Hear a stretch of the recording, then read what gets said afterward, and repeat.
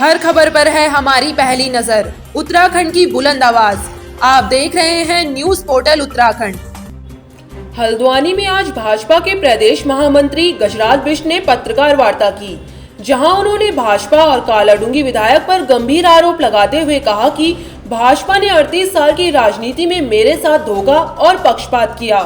इस दौरान गजराज बिष्ट अपने आंसुओं को रोक नहीं पाए और पत्रकारों के सामने रो पड़े। गजराज बिष्ट ने बताया कि वह पिछले 38 साल से भाजपा में राजनीति कर रहे हैं, लेकिन 2022 के चुनाव में भाजपा ने उनके साथ धोखा किया। उन्होंने भाजपा पर आरोप लगाया कि पार्टी मुझे गुमराह करती आई है। पार्टी ने मुझे टिकट देने की बात कही, लेकिन मुझे टिकट न देकर भाजपा ने मेरे साथ पक्षपात और छलावा किया है। उनकी माने तो कालाडूंगी विधानसभा में भाजपा विधायक द्वारा कोई भी कार्य नहीं किया गया। कालाडूंगी में जो भी कार्य हुए वह उनके द्वारा ही हुए।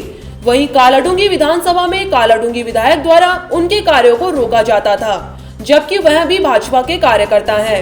लेकिन टिकट बंटवारे के बाद यह साबित हो गया कि आला कमान में जिनकी पहचान नहीं होती या जो गरीब होता है उसको राजनीति करने का कोई हक नहीं। वहीं उन्होंने चुनाव लड़ने को लेकर कहा कि कल मेरी महापंचायत है, जो भी पंचायत फैसला लेगी मैं उस पर अमल रहूंगा।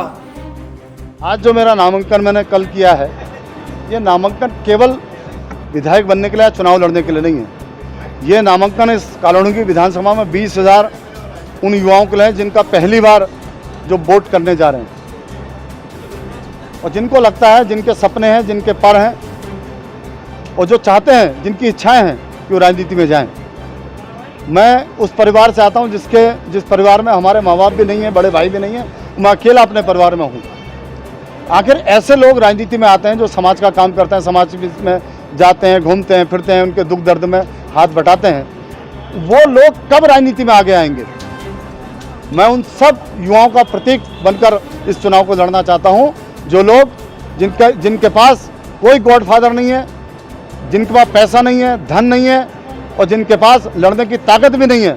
मैं उन लोगों से कहना चाहता हूं कि नहीं, अच्छे लोगों को राजनीति में आना चाहिए और निश्चित रूप से मैं इस कदम को आगे इसीलिए बढ़ा रहा हूँ। मैं उन सब युवाओं की मसाल लेके आगे चल रहा हूँ। जब पूरा समाज इस बात को तय करता है कि एक समय के बाद सीनियर को, अपने बेटों को, अपने पुत्रों को अपने निश्चित रूप से गद्दी सौंपनी चाहिए। वो राजा महाराजाओं का भी समय रहा, तब भी ये परंपराएं चली आ रही थी। आखिर क्यों हमारी पार्टी के सीनियर लोगों ने हाथ बढ़ाकर ये क्यों नहीं कहा कि भाई नहीं, अब युवा पीढ़ी को आगे आना चाहिए? मैं इन सब मुद्दों को लेकर जनता के बीच में जा रहा हूँ। मुझे लगता है कि पार्टी ने कहा कि हम सब परिवार हैं और इसी भाषा को मैं 34 वर्षों से लगातार बोलते आ रहा हूँ। लेकिन इस बार मुझे नहीं लगा कि पार्टी ने परिवार जैसा व्यवहार मेरे साथ किया। मुझे लगता है मुझे केवल छला ही नहीं गया, मेरे साथ उन्होंने नफरत जैसा व्यवहार पार्टी ने किया है। जब टिकट हो गई थी, किसी की भी हो गई थी, हमने कहा चलो कोई बात नहीं, टिकट हो गई।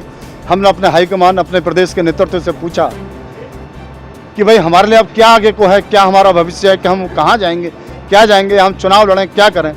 तो उन्होंने कहा नहीं, आप हमारे पार्टी के सीनियर लीडर हो और हम आपको हल्द्वानी लड़ाएंगे चुनाव। मैं नफरत शब्द का इसलिए प्रयोग कर रहा हूँ कि जितने 5 प्रदेश जो हैं, उन प्रदेशों में नीतिगत फैसला था कि हम मेयर को चुनाव नहीं लड़ाएंगे कहीं भी।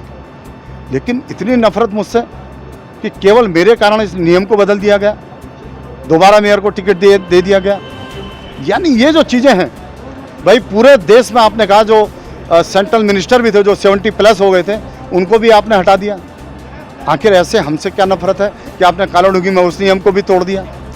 ये सारी बातों को लेकर मैंने अपने हाईकमान से भी बात की और निश्चित रूप से मुझे लगता है कि मैं परिवार का हिस्सा था और कभी कभी परिवार के किसी एक व्यक्ति से, किसी एक सदस्य से इतनी नफरत। हर खबर पर है हमारी पहली नजर। उत्तराखंड की बुलंद आवाज। आप देख रहे हैं न्यूज पोर्टल उत्तराखंड।